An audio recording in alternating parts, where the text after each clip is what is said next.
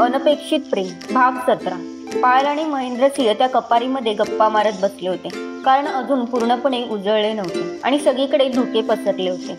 ते बघून पायल म्हणाली, अशी सकाळ कधी माझ्या आयुष्यात आलेली नाही आणि कधी येणारही नाही. यालाच तर जीवन म्हणायचे. न ठरवलेले, कधीही कल्पना न केलेले, अचानक केव्हाही पुढे येते आणि त्या अनुभवातून आपल्याला जावे लागते. महेंद्रसिंहच्या आवाजात गंभीरता होती. आजपर्यंत माझ्या आयुष्यात कधीच कल्पना न केलेले प्रसंग आलेलेच नाही. माझे आयुष्य अगदी सरळ गेले आहे. बालपण अतिशय चांगले गेले. निरागसतेचा तो काळ आता आठवून खूप गंमत वाटते. शाळा, कॉलेज, शिक्षणातील मेहनत आणि त्या जोडीला मी गाणंही शिकले आहे. लहानपणापासून गाण्याची आवड लागली आणि त्यात प्रावीण्य मिळवायचे ठरवले आणि त्यासाठी खूप मेहनत घेतली. तुम्ही गाणेही शिकलात? पण एवढ्या दिवसात कधी ऐकले नाही तुमचे गाणे. जरूर ऐकवेन. कधी कधी ऐकणार? आता ऐकवा ना. आता निवांत वेळही आहे. आत्ता अडचण आहे का काही? नाही हो, पण संकोच वाटत असेल तर राहू दे. तसे नाही म्हणते. हा कोणते म्हणू? ती विचार करू लागली. असे गाणे म्हणते, निदान त्या गाण्यामुळे तरी पुढचा प्रवास सुखाचा होऊ दे. म्हणा तरी आधी. सुहाना सफर और ये मौसम हसी, सुहाना सफर और ये मौसम हसी, हमें डर है हम खो न जाए कहीं, सुहाना सफर और ये मौसम हसी. सिंगर मुकेशच्या आवाजातील गाजलेले गाणे ती गोड आवाजात म्हणत होती. तिने डोळे मिटून घेतले होते. महेंद्रसिंहला तिचा आवाज खूप आवडला. झोपेतून उठलेली, गाण्यात तल्लीन झालेली पायल, विस्कटलेले आणि चेहऱ्यावर सतत येणारे केस, चेहऱ्यावर हातावर खरचटलेल्या खुणा, तिचा गोड आवाज त्याच्या हृदयाला जाऊन भिडत होता. पायलकडे पाहताना महेंद्रसिंहच्या मनात आले, आजची ही सकाळ आपल्याही जीवनात अनोखी आहे, वेगळी आहे. असं वाटते या सकाळच्या मंगलसमयी आकाशातली कोणी स्वर्गीय गायिका आपल्यासमोर बसली आहे आणि तिच्या गोड आवाजाने आपल्याला मंत्रमुग्ध करीत आहे. पायलचे गाणे संपले. तिने डोळे उघडून महेंद्रसिंहकडे पाहिले. महेंद्रसिंह तिच्याचकडे पाहत होता. गाण्यावर कुठलीच प्रतिक्रिया नाही. हे पाहून ती म्हणाली, गाणे नाही आवडले? पायलच्या प्रश्नाने महेंद्रसिंह भानावर आला. वा, खूप सुंदर, खूप आवडले तुमचे गाणे. देवाकडे प्रार्थना करतो आपली यापुढची वाटचाल गाण्याप्रमाणे सुंदर होऊ दे. गाण्यांबरोबर आणखीन एक आवड आहे मला. सांगून टाका ना.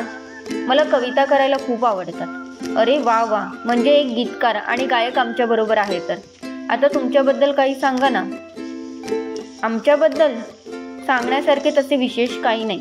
प्रत्येकालाच आपले आयुष्य गौण वाटत असते. सांगा ना काहीतरी. बालपण गावात गेले. गावात तेव्हा 4थी पर्यंत शाळा होती. खूप गमतीचे होते ते दिवस. त्यानंतर तालुक्याला शाळेत जाऊ लागलो. तेथे 10वी पर्यंतचे शिक्षण झाले आणि त्यानंतर पुण्यात पाठविले आम्हाला शिक्षणासाठी. अरे वा, आम्हाला वाटले होते. म्हणजे जाऊ दे, पुढे सांगा. आम्हाला माहिती आहे तुम्ही आम्हाला अडाणी समजता. नाही म्हणजे असू देत. कोणत्या कॉलेजला होतात? Engineering. Oh my God, I am so sorry. Payal मनातून खरोखरी शर्मिंदा झाली होती. इंजिनियर असलेल्याला आपण अडाणी समजत होतो. सोनलला सांगायला पाहिजे. अजूनही आपण माणसांना ओळखायला चुकतो आहोत. पायल मनातल्या मनात बोलली. चला पुढची वाटचाल सुरू करूया. ऊन आले म्हणजे धुक्याचा पडदा बाजूला झाला असेल. डोळ्यावर येणारे एक किरण अडवत महेंद्र म्हणाला, खरेच, चला बघूया. दोघे पुढे आले. महेंद्रसिंह म्हणाल्याप्रमाणे खरेच धुके विरू लागले होते. समोरचे बऱ्यापैकी दिसू लागले होते. पायल आणि महेंद्रसिंह चालू लागले. दोघेही मनातून देवाला प्रार्थना करत होते की आम्हाला लवकर वाट मिळू दे. पायलला सावरत महेंद्रसिंह चालला होता. 2 तास अथक चालल्यानंतर महेंद्रसिंहला पाहिजे असलेला सपाट भूभाग दिसला. त्याला आनंद झाला. तो पायलला म्हणाला, पायल, आता थोडा त्रास सहन करा. हा अवघड उतार संपलाय. ते बघा, आता तिकडे जाऊया. पायललाही खूप आनंद झाला. 10-15 मिनिटांनंतर खरोखरी त्यांच्या पायाखालचा उतार संपला होता. स्वतःला सावरत प्रत्येक पाऊल टाकायचं. प्रत्येक पावलागणिक अक्षरशः श्वास गळ्यात येत होता. पायलला खूप आनंद झाला. महेंद्रसिंहचा हात दाबत ती म्हणाली, आता लवकर वाटही सापडावी. नक्की सापडेल. थोडा वेळ इथे बसूया. दमलात ना? होय हो, पण इलाजच नव्हता. चालावेच लागत होते.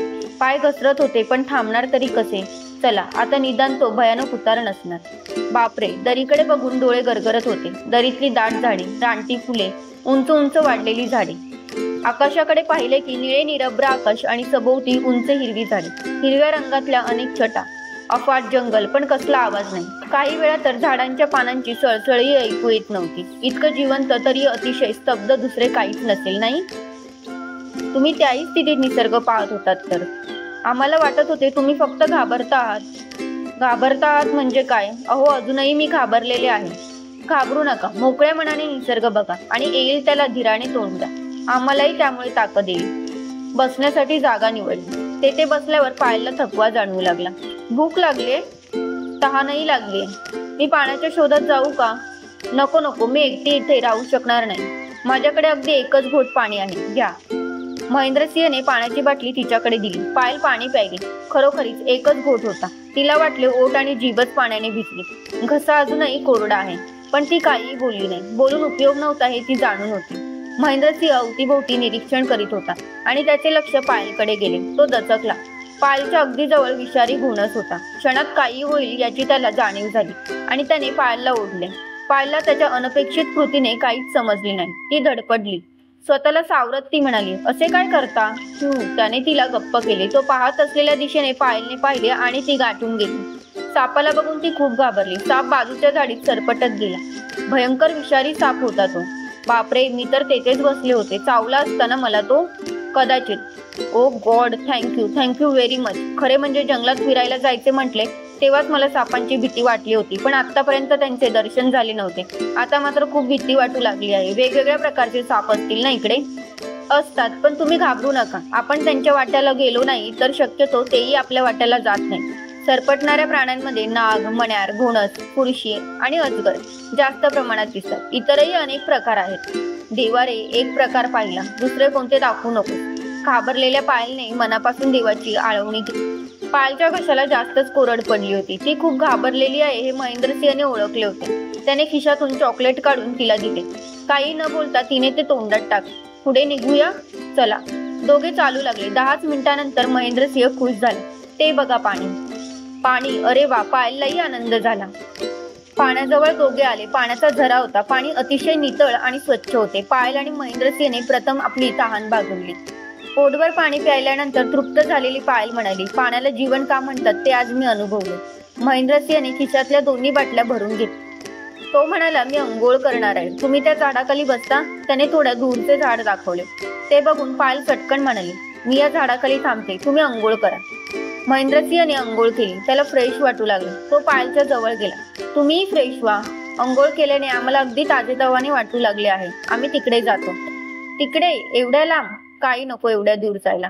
तुम्ही या, इथेच बसा. फक्त तोंड फिरून. तुमच्यावर विश्वास आहे माझा, पण प्लीज. ओके. महेंद्रसिंह तोंड फिरवून बसला. पायलने पाठीवरच्या सॅकमधून कपडे काढले आणि ती बाजूला गेली. थोड्याच वेळात ती परतली. आवरले माझे. महेंद्रसिंहने तिच्याकडे पाहिले. ओले केस, तसेच पाठीवर सोडलेले. पुढच्या केसांमधून अधूनमधून ठिबकणारे पाणी. नुकतीच अंघोळ केल्याने चेहऱ्यावर आलेला तरतरीतपणा त्याला ती एकदम आवडून गेली. त्याने तिच्यावरची आपली नजर मोठ्या प्रयासाने दूर केली. मनोमन त्याचा तो वरम. आपल्या नजरेतील भाव तिने ओळखले तर? आता मीही कितीही चाले ना. भुकेल्या पोटी काय करणार? खिशातला ग्लुकोज पावडरचा बॉक्स त्याने बाहेर काढला. एका बाटलीत त्यातली पावडर घातली. बाटली पायलकडे देत तो म्हणाला, घ्या, थोडे बरे वाटेल. पायल ग्लुकोजचे पाणी प्यायली. तिचे झाल्यानंतर महेंद्रसिंहने स्वतःसाठीही ग्लुकोज तयार केले. त्यानेही ग्लुकोज घेतले. ते घरी पोहोचले असतील केव्हाच. आपली काळजी करत असतील. करणारच. आपण खोल दरीत गेलो नाही हे आपले नशीबच. शिवाय तो विषारी साप चावला नाही हेही माझे नशीबच. म्हणतात ना, देव तारी त्याला कोण मारी. माझ्या बाबतीत तर तुम्हीच देव आहात. असे बोलू नका. काल सकाळीच मी तुम्हाला किती बोलले होते, आमचा जीव आहे, आम्ही सांभाळू. तुम्ही त्याची मक्तेदारी घेऊ नका. आणि काही बाई, आता समजते आहे, जीव माझा असला तरी तो तुम्हीच वाचविला आहे, स्वतःचा जीव धोक्यात घालून. खरेच तुमचे माझ्यावर खूप उपकार झाले आहेत. उपकाराची भाषा बोलू नका. ते कर्तव्य समजतो आम्ही. तो तुमचा मोठेपणा आहे. तसे काही नाही. असू दे, तुम्ही थोडेच ते मान्य करणार. त्यावर महेंद्रसिंह हसला आणि म्हणाला, पुढे निघूया. त्याने विषयांतर केलेले पाहून ती हसली. त्याच्याबरोबर चालू लागली. उंच उंच वाढलेल्या झाडांमधून त्यांची वाटचाल सुरू होती. महेंद्रसिंह सावधपणे चालला होता. अशा जंगलात जनावरांची जास्त भीती असते हे तो जाणून होता, पण त्याने पायलला ते समजू दिले नव्हते. श्रोतहो, या कथेचा पुढचा भाग पाहण्यासाठी खाली दिलेल्या लिंकवर क्लिक करा. इथे तुम्हाला पुढचा भाग मिळून जाईल. तसेच चॅनलवर नवीन असाल तर चॅनलला सबस्क्राईब करा आणि पुढील व्हिडिओचे नोटिफिकेशन त्वरित मिळण्यासाठी बेल बटन ऑन करा. कथा आवडली असल्यास लाईक, शेअर आणि कमेंट करा. तुमचा प्रतिसाद आमच्यासाठी खूप महत्त्वपूर्ण आहे.